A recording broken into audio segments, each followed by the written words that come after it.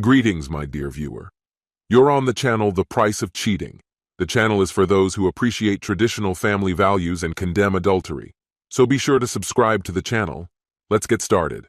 The sun hung low in the late afternoon sky, casting a warm, golden hue over the tranquil suburban neighborhood. Anna eased her car onto the quiet street, the stillness broken only by the hum of her engine.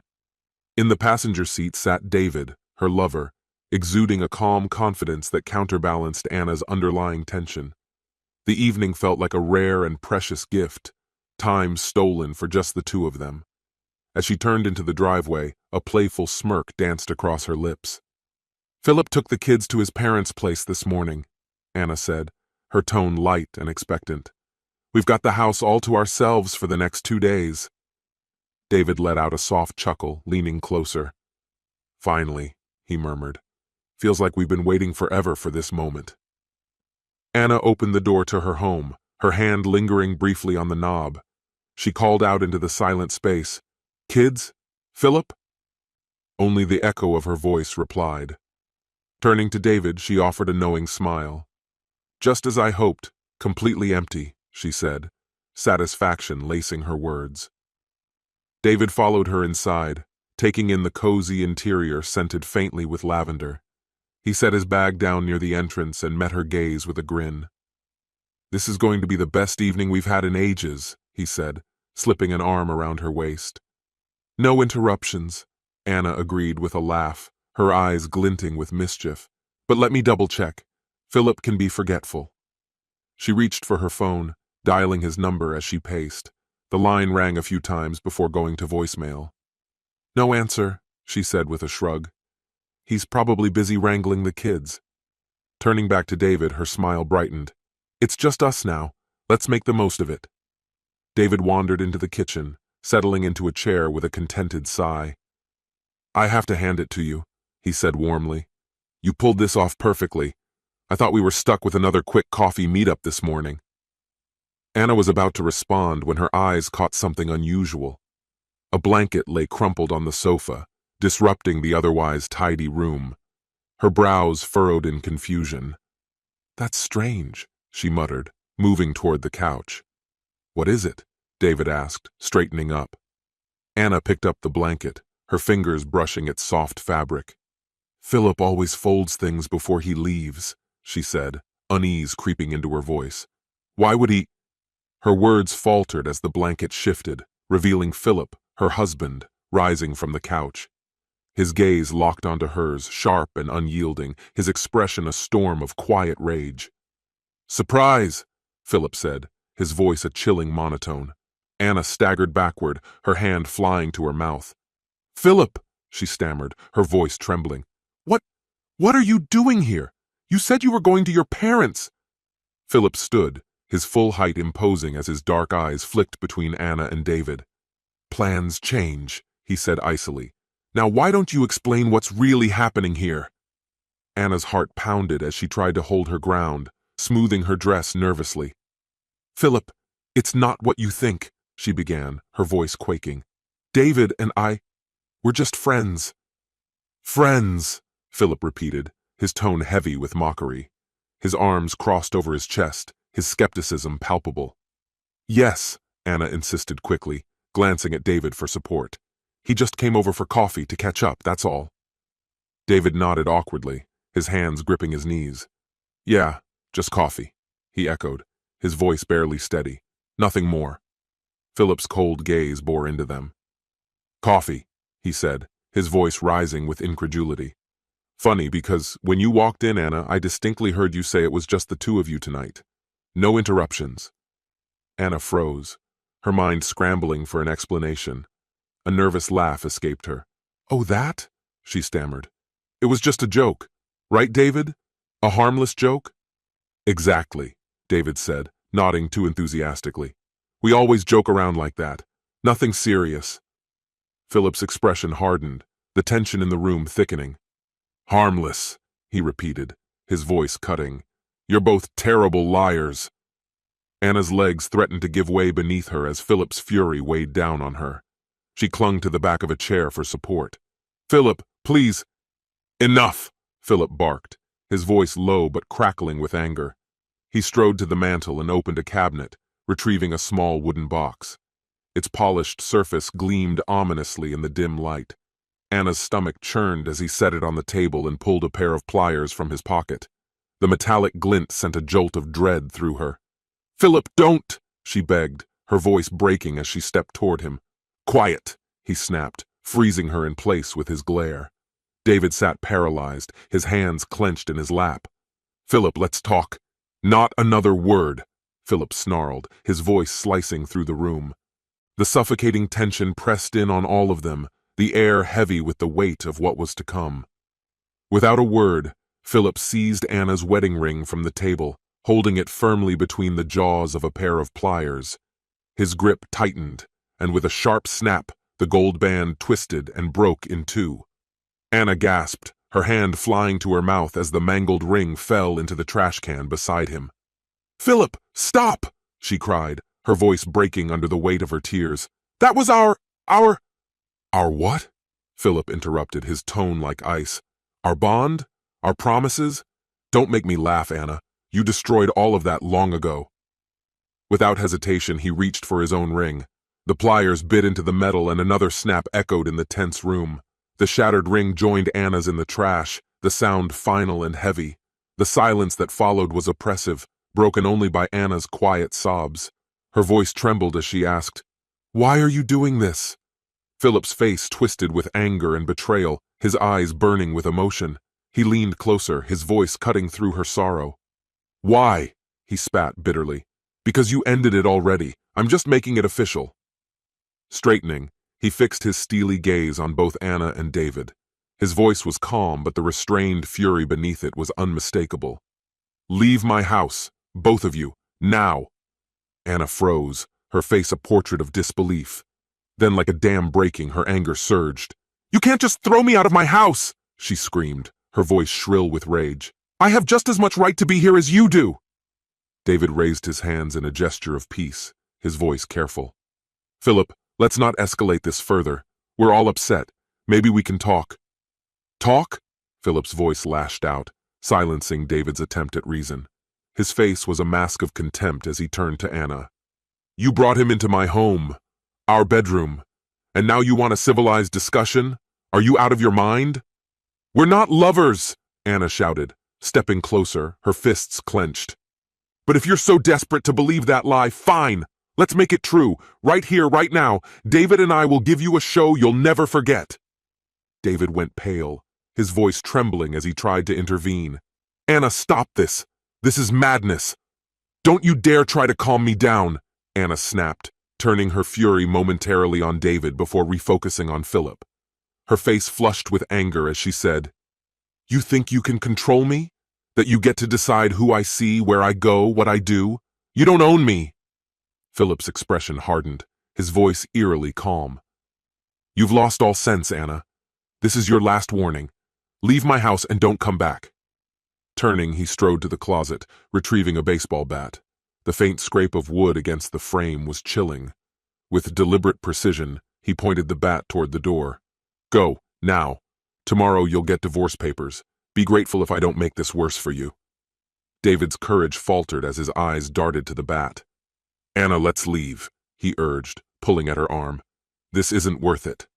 Anna's fury hardened into cold defiance. Her voice dropped to a venomous whisper. "You'll regret this, Philip. For the threats, the intimidation, everything. Mark my words." Philip's hand remained steady, pointing toward the door. "Out," he repeated. Finally, David managed to tug Anna toward the exit. She allowed herself to be dragged away, but not without a final seething glare. "You'll pay for this!" she hissed, slamming the door behind her.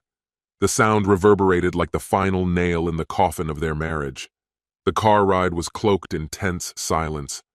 When they finally pulled into the lot of a dimly lit bar, the neon signs outside casting fractured reflections on the windshield, the weight of the night settled between them. Inside, Anna clutched her drink with a white-knuckled grip. "Who does he think he is?" she fumed. "Threatening me like that? He has no right." David sat silently, his untouched drink in front of him. Rubbing his temples, he replied in a weary tone, Anna, we need to take a step back. This went too far. Her glass hit the table with a sharp thud. You're siding with him now? She snapped, her voice sharp with disbelief. After everything? I'm not taking sides, David said, his voice steady but tired. I'm saying you need to be smart. Philip's serious about the divorce.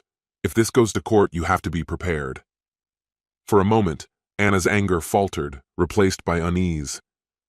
Do you really think he'll go through with it? David nodded solemnly. He will, and if he does, we need a plan. Anna leaned back in her chair, her mind racing. Divorce hadn't been part of her plan, but now it loomed large, an unavoidable battle.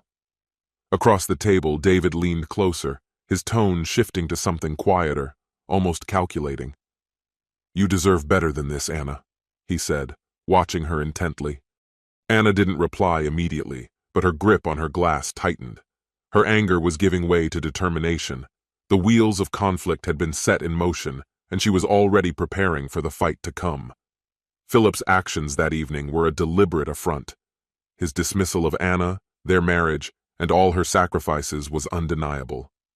Anna slammed her glass down on the table, her face set in a mask of steely resolve. You're right, she declared, her voice sharp. I deserve better, and he won't walk away from this without consequences. David leaned forward, his voice calm yet resolute. If he's aiming for a divorce, you need to be ready. His anger will make him reckless. He'll try to take everything, house, money, even the kids, but you don't have to let him win. You've put so much into this marriage, David continued, his words deliberate. Any court will see that. You've been the foundation of his success. Anna eyed him suspiciously. What are you suggesting? Lowering his voice, David replied with measured intensity. I'm saying you need to fight back. Hard. Get a lawyer who won't back down. Show the court how much you've contributed to this marriage. Philip's success didn't happen without you. She considered his words, her brow furrowed. You really think I could take custody?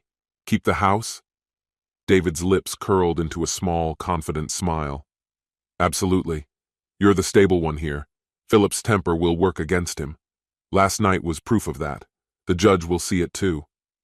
Anna's eyes sharpened, her determination building. So you're saying I should take everything? The house, the money, the kids? David shrugged, his tone even. Why not? You deserve it all. And think about it. Without Philip, you'd finally have the freedom to live life on your terms. No one to depend on. A bitter smile tugged at Anna's lips. No one to depend on, she echoed. Not even him. David nodded, the weight of his suggestion hanging in the air. Exactly. She leaned back, letting out a dry laugh. You've really thought this through, haven't you? I just want to see you happy, Anna, he said softly. You've given everything to someone who didn't appreciate it. Now it's your turn to take care of yourself. Anna stared at him for a long moment, then drained her glass and set it down with finality. All right, she said firmly. I'll do it. He's going to regret this. The next morning, Anna's phone buzzed. Answering it briskly, she heard a measured voice on the line. This is Jack Forrester, Philip's attorney. He's asked me to deliver the divorce papers. When would be a convenient time for us to meet? Anna's chest tightened, but her tone was steady. This afternoon at the cafe on Main Street. At 1 p.m., Anna entered the cafe, spotting Forrester seated at a table. Without a word, he handed her a thick envelope.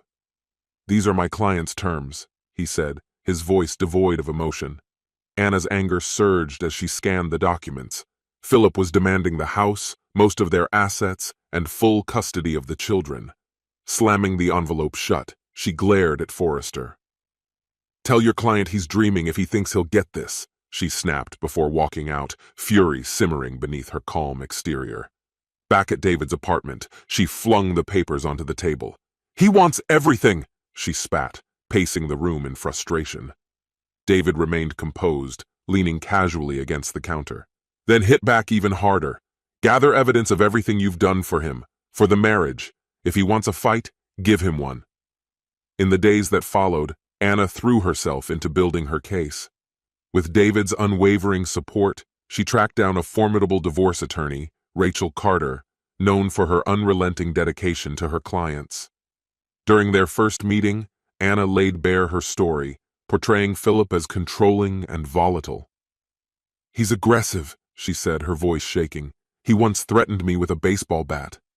Rachel listened intently, jotting notes with precision. "We'll focus on his behavior and emphasize your role as a caring, stable parent. Securing custody of the children will be our top priority." David stayed on the sidelines, quietly savoring his influence over Anna's decisions.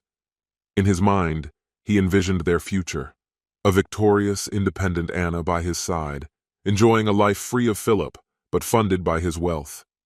He knew better than to reveal these thoughts, keeping his demeanor supportive and selfless. The courtroom buzzed with tension as Anna and Philip faced each other for the first time. Anna sat beside Rachel, her exterior calm despite the turmoil within.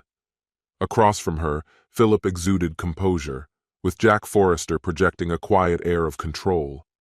Anna's testimony painted a vivid picture of Philip as an overbearing and unstable husband. She recounted his threatening behavior, including the night with the baseball bat. "I've poured everything into this marriage," she said, her voice quivering, "but his anger and need for control made it unbearable." Rachel amplified Anna's claims, portraying her as a devoted mother and supportive spouse. "My client has been the backbone of this marriage, standing by Philip through everything. Now he seeks to strip her of what's rightfully hers. We won't let that happen." Forrester countered with a cold, calculated approach. Presenting damning evidence, including texts, photos, and witness testimony, he laid bare Anna's affair with David. "Mrs. Anna portrays my client as an abusive husband, but the evidence tells another story," Forrester argued. "She violated the sanctity of their marriage by engaging in an affair within their shared home. Her actions speak louder than her words." Jack Forrester began his argument by meticulously dissecting the financial history of the marriage. Contrary to Anna's claims that she had shouldered the burden of supporting the household, the evidence presented told another story. Financial records detailed how Anna had spent thousands of dollars on David, her companion, covering costs ranging from extravagant gifts and lavish dinners to the rent for his apartment. Transitioning from the finances, Forrester shifted attention to Philip's character, unveiling glowing testimonials from those who knew him best, friends, neighbors, and colleagues, all attesting to his reliability, calm demeanor, and unwavering dedication as both a husband and father. "Philip Trenton embodies integrity," Forrester declared with conviction. Even in the face of betrayal, he did not take vindictive actions such as freezing joint accounts. Instead, he ensured that Anna had the financial means to secure legal representation. His actions have been consistently fair and restrained, even under these extraordinarily painful circumstances. The courtroom was gripped by silence as Forrester continued. "This is not a man who seeks to dominate or control. This is a man who has been wronged yet remains steadfast in prioritizing his children and preserving what belongs to his family." As the trial progressed, Forrester's methodical approach began to dismantle Anna's narrative. The weight of irrefutable evidence eroded her confidence, and her once composed exterior began to falter. Meanwhile, David, seated inconspicuously at the back of the courtroom, watched in despair as his aspirations of a luxurious life with Anna disintegrated under each damning revelation. Tension in the room escalated as Anna's attorney, Rachel Carter, confronted her during a recess. Frustration sharpened Rachel's tone. "Why didn't you tell me he had all of this evidence?" she demanded, her voice low but firm. "I didn't think he did," Anna replied weakly, her complexion pale. "I didn't think any of it would come to light." "Well, it has," Rachel snapped, flipping through her notes in exasperation. "And it's obliterating your case." Forrester, undeterred, subtly turned the court's attention to Anna's motivations. "Your Honor," he began smoothly, "we must examine the financial relationship between Mrs. Anna and Mr. David. With no stable income, Mr. David is entirely dependent on her. This raises important questions. Is their connection truly rooted in love, or is it a calculated effort to secure a disproportionate share of the family's assets to the detriment of the children?" The judge maintained a neutral expression, but Anna felt the atmosphere shift. After weeks of argument and testimony, the judge finally delivered a ruling. Upon careful review of the evidence, the judge stated, it is clear that Mr. Phillip has consistently prioritized the well-being of his children and the stability of the family home. Consequently, primary custody of the children and ownership of the family residence will be awarded to Mr. Phillip. Anna's world shattered. She barely registered the remainder of the ruling until the judge addressed her directly. Mrs. Anna will retain her personal vehicle, a portion of the shared assets, and specific items from the marital home. While this constitutes a smaller share of the estate, it is equitable given the circumstances. Rachel had salvaged what she could, but the decision was a significant defeat. Philip left the courtroom with a calm but triumphant demeanor, satisfied that his children's future was secured. In stark contrast, Anna and David departed in stunned silence, the gravity of their loss sinking in. Back at David's modest apartment, the weight of the judgment settled heavily over them. "This wasn't supposed to end like this," Anna murmured, staring blankly at the floor. "We'll figure something out," David replied, though the uncertainty in his voice betrayed his own doubts.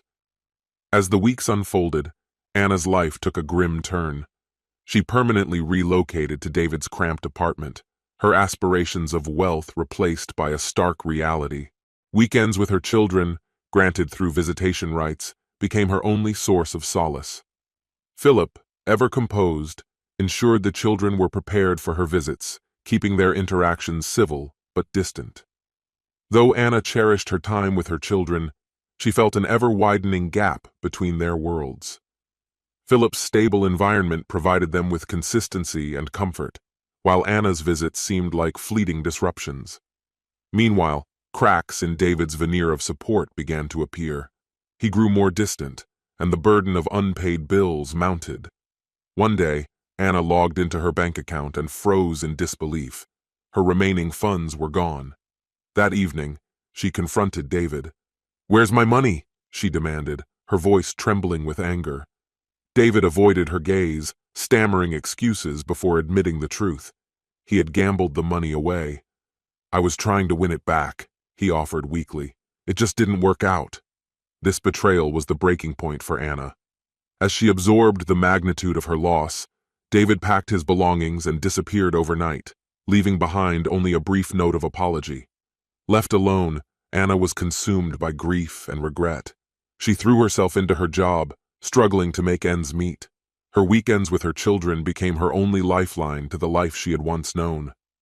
One Sunday, as she dropped the children off at Philip's house, she lingered at the door.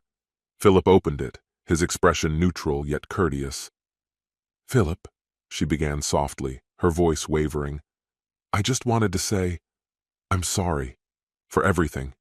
I know I've caused so much pain and I pay for it every single day." Philip studied her, his gaze steady but guarded. Compassion flickered in his eyes, tempered by an unyielding resolve.